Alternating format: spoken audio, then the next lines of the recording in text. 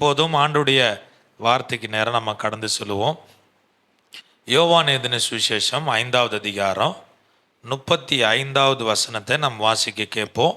யோவான் எழுதின சுவிசேஷம் 5வது அதிகாரம் 35வது வசனம். பிரகாசிக்கிற ஒளி விளக்காய் இருந்தான். அவன் எரிந்து பிரகாசிக்கிற விளக்காய் இருந்தான். நீங்களும் சில காலம் அவன் வெளிச்சத்திலே களிகூற மனதாய் இருந்தீர்கள். அவனுடைய வெளிச்சத்திலே களிகூற மனதாய் இருந்தீர்கள். போதுமானது. இன்றைக்கு ஆண்டவர் நம்மிடத்தில் எதிர்பார்க்கறதெல்லாம் நாம் ஒரு விளக்காய் இருந்து ஆண்டவருக்காக பிரகாசிக்க வேண்டும். எத்தனை பேர் அதை வாஞ்சிக்கிறீங்க? யோவான் சாணகன் நம்மளை விட ஒரு பெரிய மேலானவர் என்று சொல்ல முடியாது. நம்ம போல் ஒரு சாதாரணமான மனிதன் தான். அவருடைய ஆகாரமாக இருக்கலாம், அவர் உடுத்துகிற உடையாக இருக்கலாம், அவர் தங்கியிருந்த இடமா இருக்கலாம், நம்ம விட ஒரு லோவான இடம்தான். ஆனால் அந்த யோவானுக்குள்ளே யார் இருந்தார்னா கர்த்தர் இருந்தார். அவருக்குள்ளே ஒரு அக்கினி இருந்தது. அது எங்கேருந்து வந்தது என்றால் பரிசுத்த ஆவியினாலே அவருக்குள்ளே உண்டானது. ஆங்கிலத்தில் சொன்ன போனால் அது இக்னைட் என்று சொல்லுவாங்க, ஒரு தீ. புரியுதுங்களா? அந்த எலிசபெத்தினுடைய வயிற்றில் இருக்கும்போது இந்த யோவான் சாணகனுடைய என்ன செய்தாரா, வயிற்றில் இருக்கும்போது துள்ளினாராம், பரிசுத்த ஆவியில் துள்ளப்பட்டார். அவன் நல்லா கவனிக்கணும். பரிசுத்த ஆவியானவர் ஒரு சின்ன பிள்ளையை தொட்டு ஆண்டவர் நடத்துவார் என்றால் இந்த நாட்களில் தேவனுடைய நோக்கத்தை நிறைவேற்றுவதற்கு, தேவனுக்காக பிரகாசிக்கிறதுக்கு ஆண்டவர் நம்மை எடுத்து பயன்படுத்து. நம்ம பெரும்பாலும் அவரை ஆண்டவர் பயன்படுத்தினார். உதாரணத்துக்கு சொல்ல போனால் ஜான் வெஸ்லி என்றதான ஒரு தேவ மனிதன், அவர் எரிந்து பிரகாசிக்கிற ஒரு புதராக இருந்தாராம். அவர் எப்படி இருந்தால் சொல்லுங்கள்? எரிந்து பிரகாசித்தார், ஆண்டவருக்காக செயல்பட்டார். அவருடைய மூச்சு, அவருடைய சரித்திரத்தை குறித்து எழுதும்போது சொல்கிறாங்க, அவருடைய மூச்சு இருக்கிற வரையிலும் அவர் ஓடிக்கொண்டே இருந்தார், அவர் எரிந்து பிரகாசித்து கொண்டே இருந்தார் என்று சொல்லப்படுது. ஸோ நீங்கள் நம்ம டேவிட் பிரைனாட் அவரெல்லாம் பார்க்கும்போது அவர் சொல்கிறார், என்னை அனுப்பும், நான் போகிறேன், எந்த இடமா இருந்தாலும் எரிந்து பிரகாசிக்கிற ஒரு சுடராக நான் இருப்பேன் என்று சொல்லி தன்னை ஊழியத்திற்காக தன்னை அர்ப்பணித்திருக்கிறார். நீங்கள் ஒயிட்ஃபீல்டு என்றதான ஒரு தேவ மனுஷன் ஆண்டவருக்காக வல்லமையான காரியங்களை செய்து, அற்புத அடையாளங்களை செய்து, ஆண்டவருடைய நாமத்தை, அவருடைய ராஜ்யத்தை இந்த பூமியில் ஸ்தாபித்திருக்கிறார். அப்போ நம்மை ஆண்டவர் இந்த பூமியில் வைத்திருக்கிறது ஒரு நோக்கம் இருக்குது. எத்தனை பேர் அதை விசுவாசிக்கிறீங்க? நம்ம ஏதோ ஒரு சாதாரணமான விசுவாசிகளாக இருக்கிறதுக்காக மட்டும் ஆண்டவர் நம்மை அழைக்கவில்லை. நாம் இந்த தேசத்தை அசைக்கணும். எத்தனை பேர் விசுவாசமாக இருக்கிறீங்க? நான் அசைக்க போகிறேன், எங்கள் கிராமத்தை, எங்களுடைய பகுதியை நான் அசைக்கணும். நீங்கள் டிஎல் ஆஸ்பன் என்றதான ஒரு தேவ மனிதன் இந்தியாவில் ஊழியம் செய்தார். நல்லா பைபிள் காலேஜெலாம் படிச்சுட்டு திறமையாக என்ன செய்யணும், ஊழியம் செய்யணும்னு சொல்லிட்டு செய்து பார்த்தார். ஒன்றும் என்ன செய்யலை, ஒர்க் அவுட் ஆகலை, ஒரு செயல் நடக்கலை. அப்போ என்ன அர்த்தம்னா, மாம்சத்தில் செயல்படும் போது ஒன்றுமே என்ன செய்யாது, நடக்காது. அவர் யோசித்தார், நம்ம பிரசங்கம் பண்ணால் ஒன்றும் என்ன செய்ய மாட்டேது, ஜனங்க மனம் திரும்ப மாட்டுறாங்களே, ஜனங்க கண்ணை மூடி தூங்குறாங்களே, அப்படி தானே? எத்தனை பேர் இங்கே கண்ணை மூடி இருக்கிறீங்க? ஆமே, கண்ணை திறக்க வேண்டிய நேரத்தில் நம்ம கண்ணை மூடி இருக்கிறாங்களே, ஒரு எழுப்புதல் வர வேண்டிய நேரத்தில் எழுப்புதல் வரலையே அப்படின்னு சொல்லிட்டு அவரும் அவங்க மனைவி திரும்பி போயிட்டாங்க, சொந்த தேசத்துக்கே போயிட்டாங்க. என்ன செய்யறதுன்னு தெரியல ஆண்டவரே அப்படின்னு சொல்லும்போது, அப்போ ஒரு நாள் அவர் ஒரு கூட்டத்துக்கு போயிருக்கிறார். அந்த கூட்டத்தில் கர்த்தருடைய வார்த்தையை பிரசங்கித்த அந்த பிரசங்கத்தை கேட்டிருக்கிறார். அந்த ஊழியத்தினுடைய அற்புதங்களாம் பார்த்து, ஏன் ஆண்டவரை என்னை கொண்டு ஆண்டவர் செய்யக்கூடாது அப்படின்னு சொல்லிட்டு ஜெபிக்க ஆரம்பித்தார். அப்போ தான் ஆண்டவர் சொன்னாரா, நீ புதிய ஏற்பாட்டு காலத்தில் ஆண்டவர் இயேசு கிறிஸ்து செய்தான அற்புதத்தெல்லாம் வாசிக்க ஆரம்பித்திருக்கிறார். அந்த வசனத்தெல்லாம் சொல்லி சொல்லி ஜெபம் பண்ணுகிறார். இப்படி நீர் செய்திருப்பேன்டா, என்னை கொண்டு செய்யுங்க ஆண்டவர் சொல்லி ஜெபம் பண்ணுகிறார். அப்போ ஆண்டவர் சொன்னாரா, இது அந்த காலத்தில் நடந்தது என்று நினைக்க வேண்டாம், இந்த காலத்தில் உன்னை கொண்டு நான் செய்ய போகிறேன். அவர்களெல்லாம் மறந்துட்டாங்க, இன்னைக்கு நீ மட்டும் என்ன செய்கிற, இன்றைக்கு இருக்கிற நீ தான் பயன்படணும், இது உன்னுடைய நேரம் இது சொன்னாராம். அப்போ அது மட்டும் இல்லை, இன்னொரு வாக்குத்தத்தம் கொடுத்தாரு, பலவானுக்கு மேலே உனக்கு அதிகாரத்தை நான் கொடுக்குறேன், உன்னை பகைக்கிறவர்களுக்கு மேலான அதிகாரத்தை உனக்குள்ள நான் வைத்திருக்கிறேன், நீ செயல்படு என்று சொன்னபோது அவர் இரவும் பகலுமாய் உபவாசித்து ஜெபித்து ஆண்டுடைய சமூகத்தில் தன்னை தாழ்த்தி ஆண்டுடத்தில் வல்லமை பெற்றுக்கொண்டு இன்னைக்கு பார்த்தீங்கன்னா உலகமெங்கும் தேவனுடைய சுவிசேஷத்தை கொண்டு போனார். அவருடைய கூட்டத்துக்கெல்லாம் லட்சக்கணக்கான மக்கள் ஒவ்வொரு கூட்டத்துக்கும் வந்தார்கள். அற்புத அடையாளங்களை ஆண்டவர் செய்தார். ஸோ இதெல்லாம் எதற்காக நான் சொல்கிறேன் என்றால், ஆண்டவர் இன்றைக்கு உங்களுக்குள்ளே கொடுத்துருக்கதான வார்த்தை என்னன்னா, உனக்குள்ளே தேவனுடைய அக்கினி. அல்லேலூயா. ஏதோ ஜான் வெஸ்லிக்குள்ளே இருந்த அக்கினி அல்ல, யோவான் ஸ்நானகனுக்குள்ளே இருந்த அக்கினி மட்டுமல்ல, உனக்குள்ளே ஒரு தேவனுடைய அக்கினியை கர்த்தர் வைத்திருக்கிறார். அந்த பரிசுத்த ஆவியானவர் ஓம் மூலமாய் என் மூலமாய் ஆண்டவர் கிரியை செய்ய போகிறார். அல்லேலூயா. எத்தனை பேர் விசுவாசிக்கிறீங்க? ஒரு ஃபயர், ஒரு மகிமை, அது உங்களை தொடப்போகுது. ஒரு பிரசங்கியார் ஒரு சபையில், நான் ஏற்கனவே சொல்லியிருக்கேன்னு தெரியல, ஒரு சபையில் என்ன செஞ்சார், புதுசாக சபையை பொறுப்படுத்து அவர் பிரசங்கம் பண்ணும்போதெல்லாம் 2 விசுவாசி 2 ஆண்டி முன்னாடி வந்து உட்காந்துக்குவாங்களாம். முன்னாடி வந்து உட்காந்துக்கின்னு பாஸ்ட் பிரசங்கம் வாசித்த உடனே எங்கேருந்து தான் தூக்க மாத்திரை போட்டால் போல தூக்கம் வந்துடுமா, அப்படி குறைக்க விட்டுருவாங்களாம். என்ன நடக்குன்னே தெரியாதான். இந்த பாஸ்ட் வந்து பார்க்குறாரு, நம்ம பிரசங்கம் ப்ராப்ளமா இல்லை இந்த சபை ப்ராப்ளமா, என்ன பிரச்சனைக்குன்னு தெரியலையே. ஆனால் இந்த அம்மா என்ன செய்கிறாங்க, சீட்டு எங்கே இருக்கும், முன்னாடி மட்டும்தான் உட்காரும். டிரைவர் சீட்டுக்கு பக்கத்தில் உட்காரோம், ரொம்ப ஜாக்கிரதையாக உட்காரும். சரிங்களா? ஏன் சொல்லுங்கள்? இந்த தூக்கம் வந்ததுன்னா நமக்கு என்ன வந்துடும், ஓட்டுறவனுக்கு தூக்கம் வந்துடும். புரியுதுங்களா? அதனால் கிதியோனை பார்த்துட்டே இருப்பேன். பக்கத்தில் டிரைவர் சீட்டு போல் கண்டக்டர் போல் இருக்கிறா போல், ஏதாவது ஆச்சுன்னு வச்சுக்கலாம் எனக்கு தூக்கம் வந்துடும். அதனால் ஓட்டுறவருக்கு சப்போர்ட் யார்? கூட இருக்கிற ஆள் தான், முன்னே இருக்கிற ஆள் தான். இப்போ விசுவாசி நல்லா நீ கண்ணை திறந்துன்னு உற்சாகமாக இருந்தால் பாஸ்ட் பண்ணி பிரசவம் பண்ணின்னு போயினே இருப்பார். அப்போ மந்தமாக இருந்தால் என்ன இருக்கும், ட்ரெயின் போல் போய்ட்டு நீ கேட்டால் கேளு, கேட்காட்டா போ, எது குறுக்க வந்தாலும் பரவாயில்ல, நெடுக்க வந்தாலும் பரவாயில்ல, இது பண்ணி போயினே இருக்கும். அந்த மாதிரி போகலாமா? இல்லை என்ன செய்யணும், கரெக்டாக போகணும் கேட்டிங்கன்னா விழிப்பாக இருக்கும். இப்போ இந்த விசுவாசி வந்து என்ன செய்யணும், நல்லா பர்த் அம்மா 2 ஆண்டிகளை வந்து உட்காந்துன்னு நல்லா தூங்குமா. இந்த பாஸ்ட் என்ன செஞ்சார், இதுக்கு ஒரு தீர்மானம் பண்ணோன்னு எல்லா விசுவாசிகிட்ட போய் பேசுகிறார். எப்போ பார்த்தாலும் என் பிரசங்கத்துக்கு முன்னாடி என்ன செய்கிறாங்க, தூங்கிட்டு. இங்கே இருக்கிறவங்க நல்லா பரவாயில்ல, வாலிபரெலாம் உட்காந்துறாங்க. கர்த்தருக்கு சோத்திரம். உங்களுக்கு தூக்கம் வந்தாலும் தூங்க மாட்டீங்க. அப்போ அவங்க வந்து தூங்குறாங்க. சொல்லிட்டாங்க, இந்த பக்கத்தில் இருக்கிற ஆளெல்லாம் ஆண்கள் எல்லாம் சொல்லுங்கள், ஃபயர் ஃபயர் கத்தணும், அக்னி அக்னி கத்தணும். எல்லாம் என்ன கத்தணும், அக்னி அக்னி கத்தணும். இந்த பக்கம் இருக்கிற லேடிஸ்லாம் என்ன சொல்லணும், காப்பாற்றுங்க காப்பாற்றுங்கன்னு கத்தணும். புரியுதுங்களா? எப்பயும் போல் பாஸ்ட் பிரசங்கத்தை தொடங்கிட்டார். தொடங்கின உடனே இந்த அம்மா தூங்க ஆரம்பிச்சு, 2 பேர் தூங்கிட்டாங்க. இப்போது விசுவாசிகளுக்கு அலாட்டை இப்போ சொல்லிட்டார், இங்கே என்ன செஞ்சுட்டாங்க, தூங்கிட்டாங்க, அலாட் ஆகும்னு சொல்லிட்டு. ஒரு பக்கம் அக்கினி அக்கினி கத்த ஆரம்பிக்கிறேன், இந்த பக்கம் அவங்கள பார்த்து காப்பாற்றுங்க காப்பாற்றுங்க. இந்த 2 ஆண்டிங்களும் எழுந்தது என்ன நடக்குன்னு தெரியாமல் எடுத்து பிடிச்சாங்க ஓட்டத்தை. சபையை விட்டு என்ன செஞ்சிட்டாங்க, ஓடியே போயிட்டாங்க. இப்போ நம்ம ஏதாவது ஒன்று பண்ணால் தான் என்ன செய்ய முடியும். சில தூங்குறவங்களுக்கு ஒரு அக்கினி என்ன செய்யணும், சும்மாவாத சொல்லி ஆகணும். அல்லேலூயா. ஆமாம், யாரும் தூங்கலை. ஆமாம், எத்தனை பேர் தூங்குறீங்க? ஆமாம், கர்த்தருக்கு ஸ்தோத்திரம். இப்போ வரைக்கும் நல்லா தான் இருக்கிறீங்க. ஆனால் 3வது பாயிண்ட் போகும்போது தான், நான் 3ஆம் வானத்துக்கு போனால் போல் 3வது பாயிண்ட்டு 4வது பாயிண்ட்டு போகும்போது நான் நினைச்சு, ஆமாம் அல்லேலூயா, பரலோகத்தில் மிகுந்த சைலண்ட் உண்டானது. ஏன்டா விசுவாசிகளாம் அமைதியாக இருக்குன்னு பார்த்தீங்கன்னா, பரலோகத்தில் மிகுந்த அமைதியில் உண்டானது போனது போல் அமைதி ஆகிடும். ஆமாம். இப்போ நீங்கள் அலாட்டாக இருக்கு. கர்த்தருக்கு ஸ்தோத்திரம். நல்லா நீங்கள் வாசிங்க. ஒரு வேத பகுதி நான் வாசிப்போம். கர்த்தருக்கு ஸ்தோத்திரம். யாத்திராகமத்தில் 3வது அதிகாரம் 2வது வசனத்தையும் 3வது வசனத்தையும் வாசிங்களா. அங்கே கர்த்தருடைய தூதனானவர் ஒரு முச்செடியின் நடுவில் இருந்து உண்டான அக்கினி ஜுவாலையிலே நின்று அவனுக்கு தரிசனமானார். அப்பொழுது அவன் உற்று பார்த்தான்.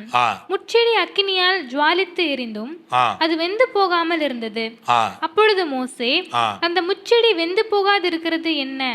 நான் கிட்ட போய் அந்த அற்புத காட்சியை பார்ப்பேன் என்றான். நான் கிட்ட போய் இந்த அற்புத காட்சியை பார்ப்பேன் என்றான். அப்ப நீங்களும் நானும் எரிந்து பிரகாசிக்க வேண்டும் என்று சொல்லி ஆண்டவர் அழைக்கிறார். அப்போ இங்கே முதலாவது நம்ம தியானிப்பது எதுன்னு கேட்டோன்னா, அழைக்கும் அக்கினி. என்ன சொல்லுங்க, அழைக்கும் அக்கினி. ஒரு தரிசனம், ஒரு அக்கினி அழைக்கிறது. இப்போ யார் அழைத்தது அப்படின்னு பார்க்கும்போது மோசேயை அழைத்தது. இந்த மோசேயினுடைய பிறந்த காலத்தை நீங்கள் யோசனை பண்ணி பார்த்தீங்கன்னா, எகிப்தில் இஸ்ரவேல் மக்கள் அடிமையாக இருக்கிறார்கள். அன்றைக்கு பார்வோனுடைய சட்டம் பிறந்த குழந்தைகள், ஆண் பிள்ளைகள் எல்லாம் சாகடிக்கணும். புரியுதுங்களா? யூதருடைய பிள்ளைகள்லாம் உயிரோடு கூட வைக்கக்கூடாது. ஆனால் மோசேயினுடைய தாய் ஆண்டவர் மேலே இருக்கிற விசுவாசத்தினால தம் பிள்ளையை காப்பாற்றணும் என்று சொல்லி காப்பாற்றி ஒளித்து வைத்திருந்தாங்க. ஒரு குறிப்பிட்ட நாட்கள் கழித்து அவங்களால ஒளித்து வைக்க முடியல. அதனால் நைல் நதியில் கொண்டு வந்து விட்டுட்டு விசுவாசத்தோடு கூட பார்த்து கொண்டிருக்கிறாங்க. என் பிள்ளைக்கு எந்த ஒரு சேதமோ வரக்கூடாது என்று சொல்லி ஒளிந்தின்று பார்த்து கொண்டிருக்கிறாங்க. அப்பொழுது அந்த பார்வோனுடைய மகள் அந்த நைல் நதியில் குளிக்கிறதுக்காக வருகிறார்கள். அப்போ பார்த்தீங்கன்னா இந்த பிள்ளையை பார்த்து அந்த பிள்ளைய தனக்காக வளர்க்கறதுக்காக ஒரு தாதிமாரை கூப்பிட்றாங்க. அது மோசேயினுடைய அம்மாவாக இருக்கும் என்று சொல்கிறாங்க. ஸோ அந்த அம்மா கிட்ட கொடுத்த போது அந்த அம்மா ஆண்டவருடைய செய்திகளை கொடுத்தார்கள். தேவன் யாரு, நாம் எந்த குலத்தை சேர்ந்தவர்கள், நாம் யாரால் தெரிந்து கொள்ளப்பட்டவர்கள், நம் மூலமாக தேவன் என்ன திட்டம் வைத்திருக்கார் என்று சொல்லி விசுவாசத்தையும் தேவ பக்தியும் தேவ அன்பையும் பரிசுத்தத்தையும் ஆண்டவருக்காக பக்தி வைராக்கியமாக வாழுகிறதா அந்த வாழ்க்கையும் அன்றைக்கு யார் கற்றுக் கொடுத்தாங்கன்னா தாய் கற்றுக் கொடுத்தார். அல்லேலூயா சொல்லுவோமா? அப்போ பிள்ளைகளுக்கு கற்றுக் கொடுக்க வேண்டிய இடம் யாரு என்றால் தாயும் தகப்பனும் தான். விசுவாசத்தை அவர்களுக்கு ஊட்டி வளர்க்க வேண்டும். அல்லேலூயா. அந்த சின்ன வயசில் கொடுத்த அந்த விசுவாசம் அந்த மோசேக்குள்ள அது வேரூன்றி போயிருந்தது. அதில் விசுவாசத்தில் உறுதியாக இருந்தார். அப்போ உறுதியாக இருந்தார். ஆனால் இப்போ இவர் எங்கே இருக்கிறாரு? எகிப்தில் ராஜா அவனுடைய சமூகத்தில் அவர் எகிப்தினுடைய சகல கல்விகளையும் ஞானத்திலும் திறமையிலையும் அவர் பலத்திலையும் வளர்ந்து நல்ல ஒரு தைரியசாலியாய் நல்ல ஒரு வாலிபனாய் வளர்ந்து வருகிறார். அப்போ இன்றைக்கு நான் உங்களோடு கூட பேசுகிற காரியம் என்னன்னா, உன்னுடைய சரீர பலத்தினால மாம்சத்தினுடைய திட்டத்தினால செயல்களினால செய்ய முடியாததை ஆவியினால ஆண்டவர் ஒரு காரியத்தை செய்ய போகிறார். அது அக்கினியா உங்களை என்னையும் பிரகாசிக்க செய்ய போகிறார் என்றதானதான ஒரு காரியத்தை நம்ம இன்றைக்கு தியானிக்கிறோம். சரிங்களா? அப்போ இன்றைக்கு மோசேவுக்கு அதிகாரம் இருந்தது, வல்லம் இருந்தது, அவருக்கு நாட்டினுடைய சப்போர்ட் இருந்தது, மக்கள் செல்வாக்கு இருந்தது, ராஜாவினுடைய சமூகத்தில் இருந்தார். அப்படிப்பட்ட ஒரு மனிதன் ஆனால் உள்ளத்தில் என்ன இருக்குதுன்னா, நான் எகிப்தியன் கிடையாது, நான் யாரு? நான் ஒரு யூதன். அப்போ இவர் என்ன நினைச்சாருங்க அப்படின்னா, இந்த பார்வோனுடைய பிள்ளை என்று அழைக்கப்படுவதை காட்டிலும் நான் இந்த பாவத்தையும் சந்தோஷத்தையும் இந்த உலகத்தில் உண்டாகிறதான இந்த சந்தோஷத்தெல்லாம் வெறுத்து நான் யாரோடு கூட இருக்க போகிறேன்? தேவ பிள்ளைகளோடு கூட நான் பாடுகளின் துன்பத்தையும் நான் தெரிந்து கொண்டு அந்த சந்தோஷத்தில் நான் கலிகூற போகிறேன் என்று சொல்லி தன்னுடைய மனதில் தீர்மானம் பண்ணி வைத்திருக்கிறது யாரு? இந்த மோசே. இப்போ இவர் ஒரு நாள் போயிட்டு எகிப்தியர்கள் மத்தியில் வாழ்கிற இஸ்ரவேல் ஜனங்களை பார்க்க போகிறார். அப்போ அந்த மக்களில் 2 பேர் சண்டை போட்டிருக்கான். ஒருத்தவன் யார் சொல்லுங்க? ஒருத்தவன் எகிப்தியன், ஒரு ஆள் இஸ்ரவேல்கார். 2 பேர் சண்டை போடும்போது இவர் நியாயம் விசாரிக்க போகிறார். ஏன் இவர் நியாயம் விசாரிக்க போகிறார் தெரியுங்களா? இவர் யார்? இவர் சகல தத்துவத்தையும் படித்தவர். சரிங்களா? அதுவும் பார்வோனுடைய மகன். அப்போ பவர் உள்ள மனுஷன். அப்போ அந்த பவரை எங்கே பயன்படுத்தணும்? இந்த பஞ்சாயத்தை தீர்த்து வைக்கிறதுக்கு என்னால் முடியும், உனக்கு நான் நீதி நான் செய்யறதுக்கு என்னால் முடியும் என்று சொல்லிட்டு இவர் பேச ஆரம்பிக்கிறார். பேச ஆரம்பம் ஒருத்தன் ஓவராக பேசுகிறான். ஓவராக பேசினோன்னு என்ன ஆகும் சொல்லுங்க? நம்மால் சொல்லுவாங்களே டென்ஷன் ஆகிட்டேன்னு சொல்லிட்டு, பிபிஎல்லாம் எனக்கு ஏறிடுச்சுன்னு சொல்லிட்டு டென்ஷன் ஆகி என்ன செஞ்சிட்டாரு? ஒரே அடி. யார் காலி? இப்போ சொல்லுங்க. எகிப்திய காலி. இப்படி காலி பண்ணினே போனால் ஊழியம் நடக்குமா? காலி பண்ணிட்டார். இப்போ இவருக்கு என்ன ஆச்சு? ஆடா, நமக்கு ஒரு பவர் கிடச்சி போச்சு, நம்ம யார் எதிர்க்க முடியாது, நம்ம தான் இனிமேல் தலைவர் சொல்லிட்டு யார் ஏற்றுக்குவா? இனிமேல் இந்த எகிப்திற்கு மத்தியில் இந்த இஸ்ரவேலுக்கு மத்தியில் நான் ஒரு லீடர் ஆகிட்டேன் அப்படின்னு அவர் சந்தோஷத்தில் வீட்டுக்கு போகிறார். அடுத்த நாள் திரும்பி வரார். அடுத்த நாள் என்ன நடக்குது சொல்லுங்க? அடுத்த நாள் என்ன நடக்குது? பைபிளை வாசித்தா தானே தெரியும். யாரெல்லாம் ஆதியாகமம் படித்து முடிச்சிட்டிங்க? யாத்திராமம் யாரெல்லாம் படிச்சிட்டிங்களா? உங்களுக்கு அடுத்த வாரம் கொஸ்டின் பேப்பர் கொடுக்குறேன். கர்த்தருக்கு ஸ்தோத்திரம். அப்போ பார்த்தீங்கன்னா இங்க சண்டை நடக்குது. யார் யாருக்கு சண்டை நடக்குது? சகோதரருக்குள்ள சண்டை நடக்குது. இந்த சகோதரர் யாரு? இவங்க 2 பேரும் யூதர்கள். இவங்க 2 பேரும் சண்டை போட்டுறாங்க. சகோதரருக்குள்ள சண்டை போடலாமா போடக்கூடாதா? பங்காளிக்கு பகை இருக்கணுமா இருக்கக்கூடாதா? உலக வழக்கம் என்ன சொல்லுது? பங்காளிக்கு பகை இருக்குது, சகோதரர் சண்டை போடுறான். ஆனால் ஆபிரகாம் என்ன செய்தார் சொல்லுங்க? ஆபிரகாம் என்ன செய்தார்? சகோதரர், நான் சகோதரர்ப்பா, நீ வலது பக்கம் போனா நான் இடது பக்கம் போகிறேன், நீ இடது பக்கம் போனால் நான் வலது பக்கம் போகிறேன், விட்டு கொடுத்துட்டு போனார். ஆனால் இன்றைக்கு சண்டை முட்டி கொண்டது, சண்டை அதிகரிச்சுது.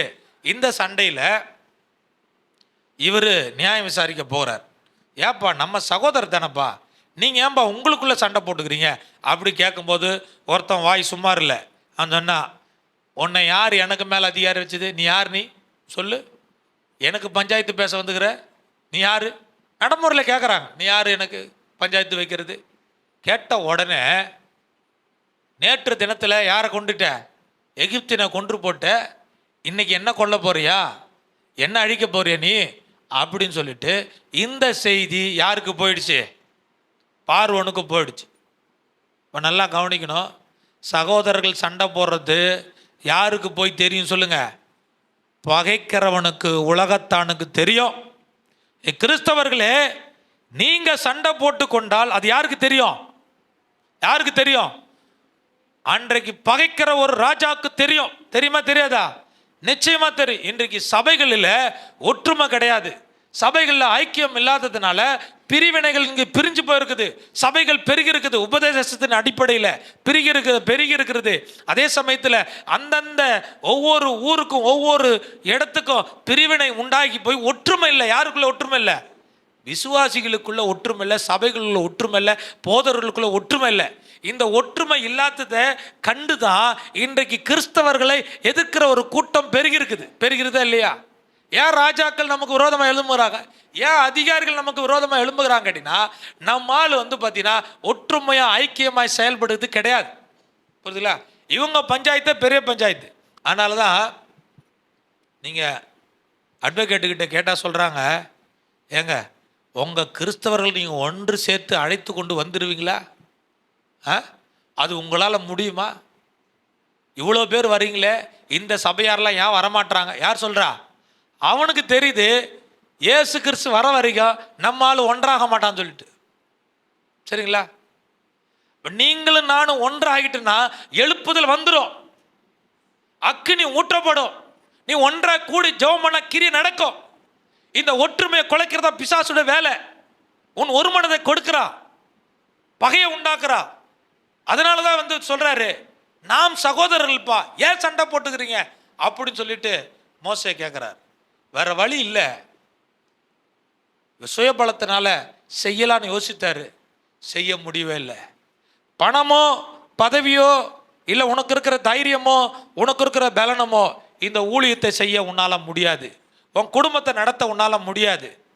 தேவன் தான் உன்னை நடத்தணும், தேவன் தான் உங்களை கொண்டு என்னை கொண்டு செய்ய வேண்டிய காரியத்தை செய்யணும். அதுக்கு தலைவருடைய எண்ணமெல்லாம் மோசேனுடைய எண்ணமெல்லாம் அங்கே ஒர்க் அவுட் ஆகலை. இவர் எங்கே போகணும் இப்போ சொல்லுங்க? மீதியான் தேசத்துக்கு ஓடி போகிறார். மீதியான் தேசத்தில் அங்கே ஒரு வனாந்தர் இருக்குது, அந்த வனாந்தர் தான் இவருக்கு பைபிள் காலேஜ். சரிங்களா? இந்த ஆடுகள் தான் இவரை ட்ரெயின் பண்ணுறதுக்கு கர்த்தர் கொடுத்துருக்கிறார். அல்லேலூயா சொல்லுமா? இந்த ஆடு எப்படிப்பட்ட ஆடு? நீங்கள் ஆடு வளர்த்தது யாருக்கா இருக்கிறீங்களா? ஆடு வளர்த்த பழக்கம் இல்லவங்க சிலருக்கு இருக்குது. ஆடு வளர்க்காத எங்களை போல் ஆடலாம் வளர்த்தா ஆடே நமக்கு ஆடை விட்டுரும். சரிங்களா? எங்கள் அம்மா 2 ஆடு வளர்த்தாங்க. ஒரு ஆடு உருப்படியாக வீட்டுக்கு வந்து சேராது, அதை தேடுறது தான் நம்மளுக்கு பெரிய பாடாக இருக்கும். அது ஏதாவது தின்னுட்டு ஏதாவது என்ன செய்யும், ஏடாகுடம் பண்ணிகிட்டு இருக்கும்.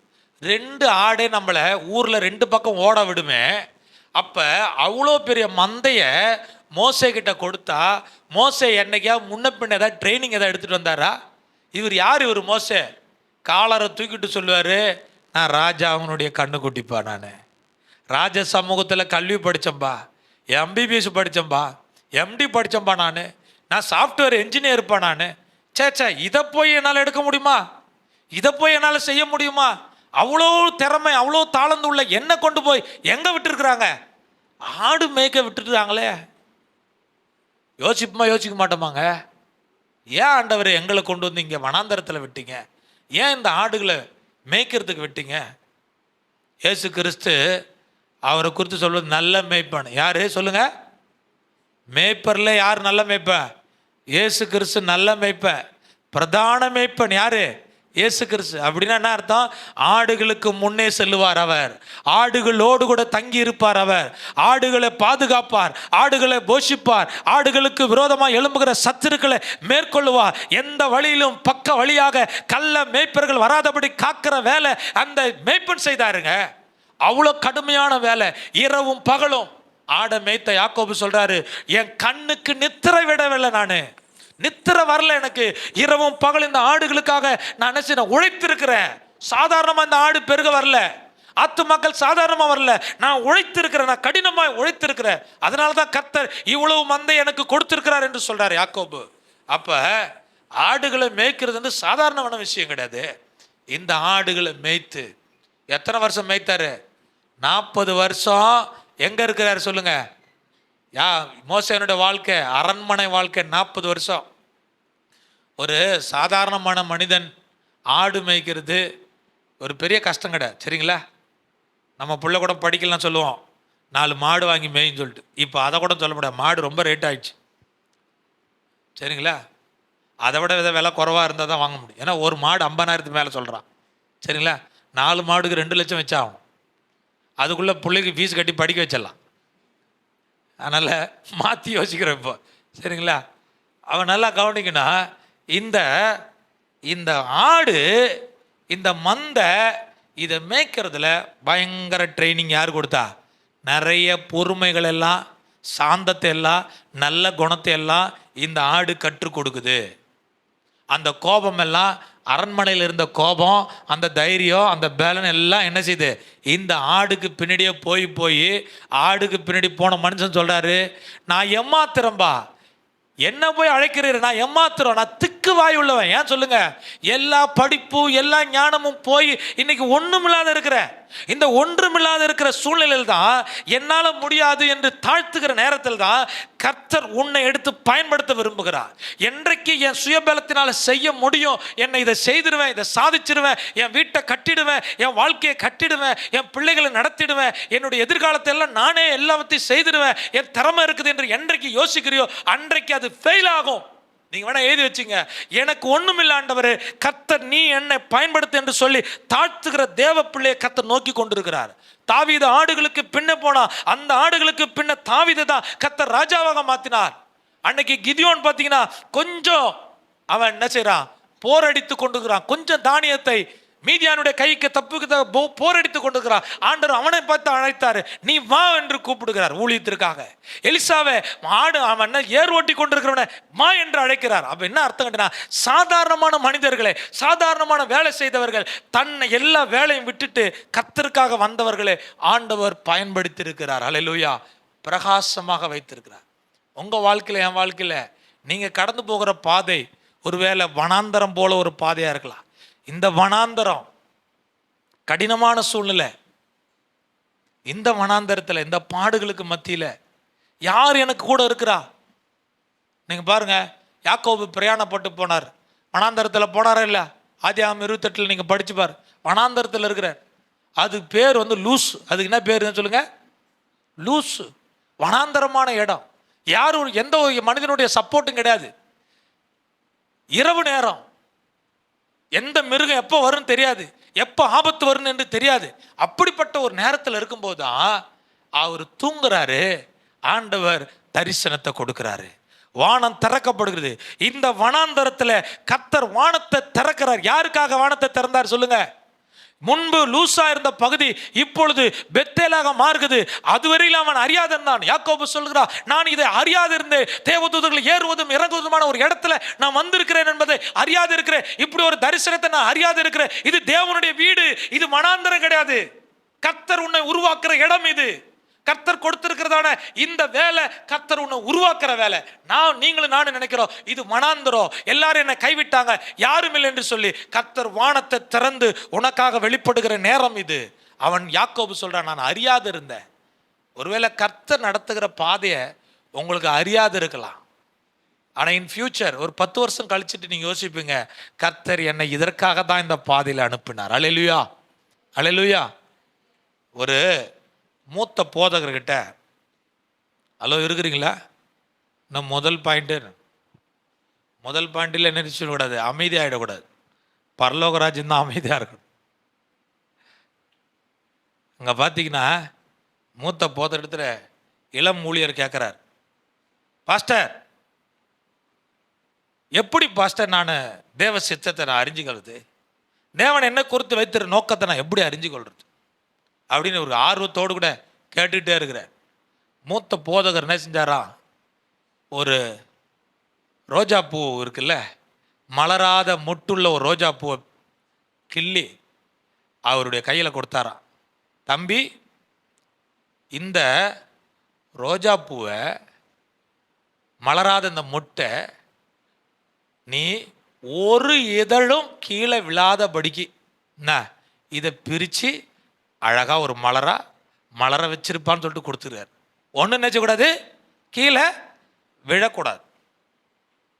முயற்சி பண்ணி பார்க்குறார். ஒரு இதெல்லாம் எழுக்கிறார். என்ன வந்துடுது, எதிர் கையில் வந்துடுது. ஏதாவது பூவில் இருந்ததுலா, கடைசியில் முடிவில் ஒன்றுமே என்ன செய்யலை, பூவில் இல்லவே இல்லை. அப்போ சொன்னாராம் அந்த மூத்த போத சொல்லிடுறார், ஏப்பா ஓன் திறமையினால், ஓன் படிப்பினால், ஓன் முயற்சினால் இந்த பூவில் இருக்கிற ஒரு எதில் கூட உன்னால் விரிச்சு என்ன செய்ய முடியல, நிற்க வைக்க முடியலையே. நீ தேவ சித்தம், தேவன் செய்கிற காரியத்தை உடனே எப்படி அறிந்து கொள்ளுவாய்? நீ கர்த்தருடைய பாதையில் நட, தானாக என்ன செய்யும், மலரும். அல்லேலூயா சொல்லுவோமா? அவசரப்படாத, உடனே எனக்கு நடந்துடணும், உடனே நான் பயன்பட்டுணும். 40 வருஷம் நான் என்ன செஞ்சேன், எகிப்துடைய கல்வியை கற்றுக்கொண்டிருக்கேன், நான் உடனே பயன்பட போகிறேன், உடனே ஒரு தலைவனாகிறேன். ஆக முடியாது. வனாந்தரம் உனக்கு வேணும். எதுக்கு ஆண்டவர் வனாந்தரத்தை கொடுக்குறாரு, எதுக்கு ஆடை கொடுக்குறாரு? கர்த்தர் உருவாக்குறார். சிலர் சொல்லலாம், இந்த வருஷம் பிறந்ததுலேருந்து எனக்கு ஒரே வனாந்தரமாக இருக்குது, ஒரே கஷ்டமாக இருக்குது. எத்தனை பேர் சொல்கிறீங்க ஒரே கஷ்டமாக இருக்குது ஆண்டவரே? இந்த கஷ்டத்தை கர்த்தர் அறிவார். அல்லேலூயா. இந்த வனாந்தரத்தை கர்த்தர் அறிவா. இந்த வனாந்தரத்திலையும் கர்த்தர் ஒரு பெத்தேலாய் மாற்ற வல்லமுள்ள தெய்வம் நம்ம கூட இருக்கிறார். அல்லேலூயா சொல்லுவோமா? அல்லேலூயா. அப்போ இந்த வனாந்தரத்தில் ஒரு அற்புத காட்சி, ஒரு சம்பவம் நடக்குது. என்ன சம்பவம் நடக்குது சொல்லுங்க? ஒரு ஆடுகளை மேய்த்து கொண்டு போகிறாரு. ஓரேப் என்றதான மலை, அது கர்த்தருடைய மலை என்று சொல்லப்படுது, சீனாய் மலை என்று சொல்லப்படுது. அங்கே ஒரு வெளிப்பாடு, ஒரு தரிசனம் உண்டாகிறது. என்னங்கடினா, ஒரு முட்செடி பற்றி எரிகிறது. முட்செடி பற்றி எரியுது. ஏங்க, முட்செடி பற்றி எரியறது ஒரு பெரிய விஷயமா? எரியுமா எரியாதா? நம்ம போகிற இடம்லாம் எரிஞ்சுதான் இருக்குது. 40 வருஷமாக இந்த வனாந்தரத்தில் ஆடு மேய்ச்சிட்டு இருக்கிறேன். அது எரிஞ்சான்னா எரியாட்டான்னா, அது எத்தனை இது எரிஞ்சதை பார்த்துருப்போம். உங்கள் வேலையில், உங்கள் அனுபவத்தில், உங்கள் வாழ்க்கையில், உங்கள் துறையில் எவ்வளோ காரியத்தை பார்த்துருப்பீங்களா இல்லையா? நான் ஆடு மேய்த்ததில் எனக்கு எவ்வளோ அனுபவம் இருக்குது. இதில் இந்த ஒரு அக்கினி எரியுறது ஒரு பெரிய அதிசயமா அப்படின்னு நினைக்க வேண்டாம். அப்படின்னு நினைச்சிட்டு அவன் போகவில்லை. காரணம் என்ன கேட்டீங்கன்னா, அக்கினி எரிஞ்சு கொண்டு இருக்குது, ஆனால் முட்செடி வேகாம இருக்குது. அல்லேலூயா சொல்லுமா? தேவனுடைய மகிமை வெளிப்பட்டிருக்குது, தேவனுடைய வல்லமை வெளிப்பட்டிருக்குது. அந்த முட்செடி மேலே எரிஞ்சு கொண்டு இருக்குது. ஆனால் என்ன செய்யல, முட்செடி வேகவில்லை. அப்படின்னா அழிக்கப்படல்னு அர்த்தம். நல்லா கவனிக்கணும். அக்கினி எப்பயும் சுட்டெரிக்கிற தன்மை உள்ளது, அழிக்கிற தன்மை உள்ளது, அப்படி தானே? அப்போ ஆனால் இந்த அக்கினி அழிக்காமல் இருக்குது. அப்போ காரணம் என்ன கேட்டீங்கன்னா, இஸ்ரவேல் மக்கள் அன்றைக்கு எகிப்தினுடைய அடிமைத்தனத்தில் உபத்திரத்தோடு, கஷ்டத்தோடு கூட, பாடுகளோடு கூட துன்பத்தை அனுபவித்து கொண்டிருக்கிறாங்க. அவனுடைய கூக்குரல் ஆண்டவருடைய சமூகத்தில் கேட்குது. ஆண்டவர் சொல்றாரு, அவருடைய உபத்திரவத்தை கண்டேன். நீங்க சொல்றீங்களே, இந்த வருஷம் பிறந்திலிருந்து எனக்கு உபத்திரமா இருக்குது, இன்னும் உபத்திரவத்தை நான் கண்டேன் என்று சொல்றார். உன் கண்ணீரை கண்டேன், என் ஜனங்களுடைய கூக்குரலை நான் கேட்டேன், ஆனா அவர்கள் அழிந்து போகவில்லை. புரியுதுங்களா? ஆண்டவர் அழிக்க விட மாட்டார். ஆண்டவர் சொல்றாரு, ஒரு அக்கினியில நான் வெளிப்படுகிறேன், அதே அக்கினி இந்த ஜனங்களுக்கு மத்தியில வழி நடத்துறதுக்கு வரும், அக்கினி தூணாய் வருவார் என்று சொல்லி கர்த்தர் வாக்குத்தத்தம் கொடுக்கிறார். நான் உன்னோடு கூட வரப்போகிறேன். அதற்கு அடையாளமா தான் எங்க அக்கினியை காட்டுறார். வெந்து போகாத இருக்குது. அதுதான் ஆச்சரியம், அதுதான் அதிசயம். எங்கேயாவது நீங்க தீ பத்தி எரிஞ்சுனா வெந்து போமா? வெந்து போகாதா? அழிஞ்சு போங்கல்ல. ஆனால் இது வெந்து போகாம இருக்குது. உபத்திரமும் பாடுகளும் கிறிஸ்தவ வாழ்க்கையில உங்களுக்கு வரும். ஆனா வெந்து போக மாட்டோம், அழிந்து போக மாட்டோம், நசுக்கப்பட்டு போக மாட்டோம், இல்லாமல் போக மாட்டோம். இன்றைக்கு பார்த்தீங்கன்னா ஆண்டவருடைய பிள்ளைகளை அடிக்கணும், எதிர்க்கணும், மேற்கொள்ளும் என்று சொல்லி உலகம் நம்ம நெருக்கி கொண்டிருக்குது. ஆனா இந்த நெருக்கம் பைபிளில் சொல்லப்படுகிறது, உபத்திரவம் ஒரு நாள் நம்மளை மேற்கொள்ளாது. உபத்திரவம் உங்களை உயர்த்தும். அல்லேலூயா சொல்லுமா? உபத்திரவம் தான் உங்களுக்குள்ளே பக்தியும் விசுவாசத்தை தூண்டிவிடும். உபத்திரவம் தான் சாத்தானை வெட்கப்படுத்தும். யோபுடைய வாழ்க்கையில் வந்த உபத்திரவம் எல்லா சொத்து சுகமெல்லாம் அழிக்கப்பட்ட போதும் அவன் ஆண்டவரை தூஷிக்கவில்லை, மறுதளிக்கவில்லை. அதனால சாத்தான் வெட்கப்பட்டு போனான். லாசரு மரித்து 4 நாள் ஆன பிறகும் ஆண்டவரை நேசித்த ஒரு குடும்பத்தில் இழப்பு உண்டான போதும் அந்த உபத்திரவம் தான் ஆண்டவருடைய நாமத்திற்கு மகிமையை உண்டாக்கினது. அல்லேலூயா. ஸோ உங்கள் வாழ்க்கையில், என் வாழ்க்கையில் ஏன் ஆண்டவர் உபத்திரத்தை கொடுக்குறார்? நீங்கள் ரோமர் 8:29 நீங்கள் வீட்டில் கூட போய் படிச்சு பாருங்க. ஆண்டவர் எதற்காக உங்களை என்னை முன்குறித்தார் என்றா, தேவனுடைய குமாரனாகிய இயேசு கிறிஸ்துவின் சாயலை நீங்கள் அடைவதற்காக கர்த்தர் நம்மை முன்குறித்திருக்கா. தேவனுடைய சாயல் என்ன தெரியுங்களா? சோதிக்கப்படுகிறவர்களுக்காக அவர் முதலாவது உங்களுக்காக எனக்காகவும் சோதிக்கப்பட்டார், பாடுபட்டார். உங்களுடைய பாடுகள் உபத்திரவங்கள் எல்லாவற்றையும் சிலுவிலே சுமந்து கொண்டிருக்கிறார். அப்போ அவருடைய சாயலை நாம் அடைவதற்காக, அவருடைய சுபாவத்தை அடைவதற்காக இந்த பாடுகளுக்குள்ள கர்த்தர் நம்ம நடத்துகிறார். இந்த மனாந்தரத்துக்குள்ள கர்த்தர் நம்ம நடத்துகிறார். ஏன் என்று கேள்வி கேட்க வேண்டாம். ஏன் என்று கேள்வி கேட்கறது நமக்கு ரைட்ஸ் கிடையாது. ஆனா கர்த்தர் உங்களை என்னை நடத்துறார் என்பதை அறிந்து கொள்ளுங்க. ஏன் ஆண்டவர் என்னை தெரிந்து கொண்டார் என்பதை அறிந்து கொள்ளுங்க. மோசே ஏன் ஆண்டவர் தெரிந்து கொண்டார்? அவன் நல்லா கவனிக்கணும். மோசேவனுடைய உள்ளத்துல ஆண்டவர் பேச ஆரம்பிக்கிறார். நான் உன்னை அழைக்கிறேன். என் ஜனங்கள் அடிமைத்தனத்தில் இருக்கிறாங்க, என் ஜனங்கள் பாவத்தில் இருக்கிறாங்க, என் ஜனங்களுக்கு நீ தான் வேணும், இப்பதான் வேணும், என்னால் பயன்பட முடியாது என்று சொல்ற நேரத்தில் தான் நான் உன்னை பயன்படுத்த போகிறேன். நீ உன்னை தாழ்த்தி இருக்கிற நேரத்தில் நான் உன்னை உயர்த்த போகிறேன், நீ வா என்று கூப்பிடுகிறார். 20 லட்சம் மக்கள் இங்க ஆடை தான் கொடுத்தார். மோசே நினைச்சிருப்பான், என் லைஃப் முழுதும் எங்க முடிய போகுது, இந்த ஆடோடு இந்த எத்திரோ என்னுடைய மாமனாரோடு என் வாழ்க்கை முடிஞ்சிடும் என்று ஒரு வேளை மோசே நினைத்திருக்கலாம். இனிமேல் நான் இஸ்ரவேல் மக்களுக்காக, தேவனுக்காக ஒன்று செய்ய முடியாது என்று ஒருவேளை யோசித்திருக்கலாம். ஆனால் அப்படி மட்டும் யோசித்திராதீங்க. உங்களை கொண்டு கர்த்தர் ஒரு திட்டம் வைத்திருக்கிறார்.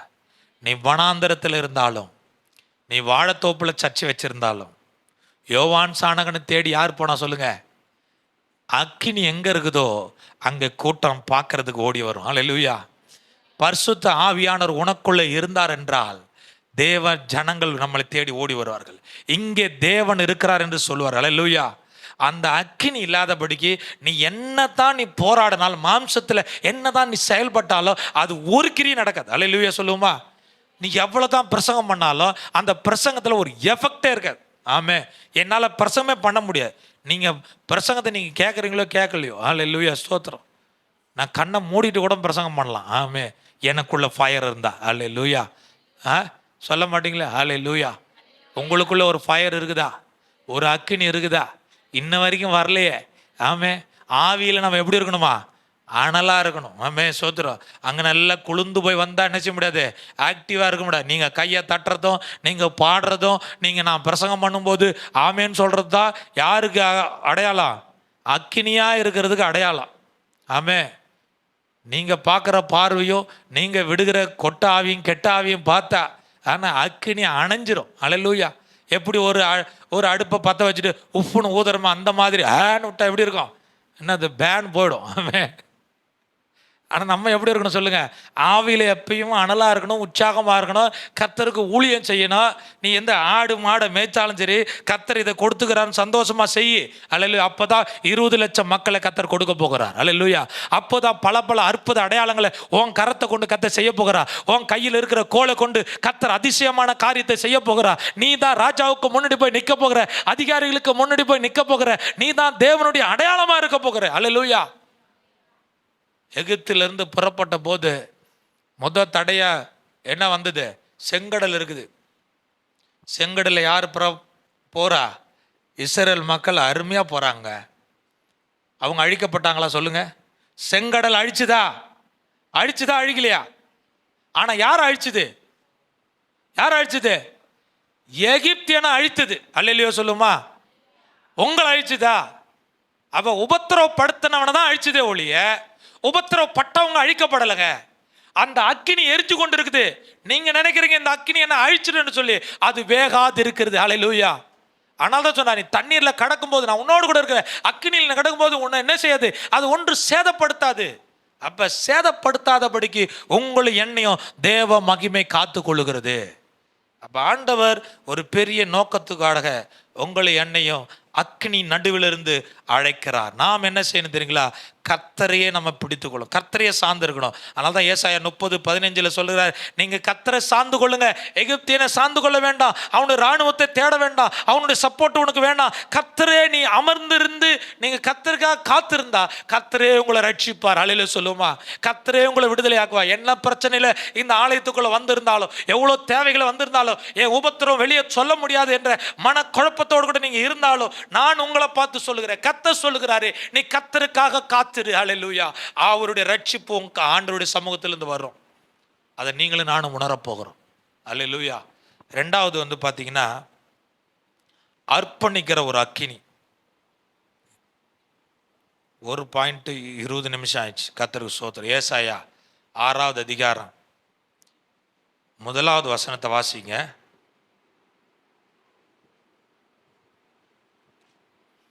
ஏசாயா 6:1. உசியா ராஜா மரணமடைந்த வருஷத்தில் ஆண்டவர் உயரமும் உன்னதமுமான சிங்காசனத்தின் மேல் வீற்றிருக்க கண்டேன். அவருடைய வஸ்திர தொங்கலால் தேவாலயம் நிறைந்திருந்தது. இங்க பாருங்க, ரெண்டாவது ஒரு அர்ப்பணிக்கிற ஒரு அக்கினி. இந்த ஏசாயா தீர்க்கதரிசி உசியா ராஜாவோடு கூட ரொம்ப ஐக்கியமா இருந்த நண்பரா இருந்தாங்க. ஒரு ராஜா நமக்கு நண்பரா இருந்தா எவ்வளவு சந்தோஷம். நம்ம எத்தனை பேருக்கு மகிழ்ச்சியார். இப்போ நம்ம பலமுறை யோசிப்போம்ல, சபைகளுக்கு அந்த என்ஓசி வேணும், தடை இல்லாமல் ஆறா நடத்தணும் அப்படின்னு நம்ம யோசிக்கும்போது, ஒரு எம்எல்ஏ நமக்கு தெரிஞ்சிருந்தா, ஒரு எம்பி தெரிஞ்சிருந்தா, ஒரு கலெக்டர் தெரிஞ்சிருந்தா, இல்லை நம்முடைய தேசத்தினுடைய பிரதமர் மோடிஜி அவர்கள் எனக்கு ஒரு நண்பராக இருந்தால் எவ்வளோ சந்தோஷப்படுவோம். அப்படி தானே? நான் எதா பயப்படுவேன்? சர்ச்சை நடத்துறதுக்கு எதாவது பயப்படுவோம்? நம்ம பயப்பட மாட்டோம். ஏன் சொல்லுங்க? யார் நம்ம கூட இருக்கிறா? இந்த நாட்டினுடைய பிரதமர் நமக்கு சப்போர்ட்டாக இருக்கிறார். ஆனால் அவர் இருக்க மாட்டார். ஆனால் சொல்கிறேன், அப்படியே விசுவாசம் அவர் இருந்தால் எனக்கு எவ்வளோ சந்தோஷம் இருக்கும், எவ்வளோ ஊழியம் வளரும். அப்போ ஏசாயா தீர்க்கதரிசி நம்பினதெல்லாம் இப்படி உசியா ராஜா எனக்கு சப்போர்ட்டாக இருந்தால், இந்த இஸ்ரவேல் மக்கள் எவ்வளோதான் எனக்கு விரோதமாக வந்தாலும் எனக்கு யார் இருக்கிறா? இந்த ராஜா இருக்கிறார். ஆண்டவர் சொல்றாரு, நாசியில சுவாசம் உள்ள மனுஷனை நம்பாதே. எந்த மனுஷன் நம்பாதே. உன்னை அழைத்தவர் நம்பு, உன்னை தெரிந்து கொண்டவர் நம்பு. உன்னை தீர்க்கதரிசியா வைத்தது யார்? கர்த்தர் வைத்தார். இந்த ராஜா கிடையாது. இந்த ராஜாவுக்கு முன்னாடி ஓடுறதுக்காக, அவனுடைய வார்த்தையை கேட்கறதுக்காக கர்த்தர் உன்னை அழைக்கவில்லை. இவனுடைய சப்போர்ட்ல வாழ்றதுக்காக கர்த்தர் நம்ம அழைக்கவில்லை. நம்முடைய சப்போர்ட் கர்த்தருடைய சமூகத்திலிருந்து வரணும். அல்லேலூயா. அதுக்கு நீ முழங்கால் படியிடு, ஜெபம் பண்ணு, கர்த்தருடைய தரிசனத்தை பாரு. ஒரு நாள் உயரமும் உன்னதமான சிங்காசனத்தை ஏசாயா தீர்க்கதரிசி பார்க்க ஆரம்பித்தார், மகிமையை பார்க்க ஆரம்பித்தார். அந்த மகிமையை பார்த்த போதுதான் அவனுக்கு இவ்வளவு பெரிய தெய்வத்தை, இவ்வளவு பரிசுத்தமான தெய்வத்தை நான் ஆராதிக்கிறேனே, இதுவரையிலும் சாதாரண சிங்காசனத்தை பார்த்தேன், இது உயரமும் உன்னதமா இருக்குது. கேருபீன்களோ சேராபீன்களோ அவரை பரிசுத்தர் பரிசுத்தர் என்று சொல்லி அவரை ஆராதிக்கிறாங்க. இப்படிப்பட்ட மகிமையை பார்த்தேன்னா ஆண்டவருக்காக மகிமையான காரியத்தை செய்யணும் என்ற எண்ணம் இந்த ஏசாயா தீர்க்கதரிசி உள்ளத்தில் வந்தது. நான் மாறணும் என்ற எண்ணம் அவருக்குள்ள வந்தது.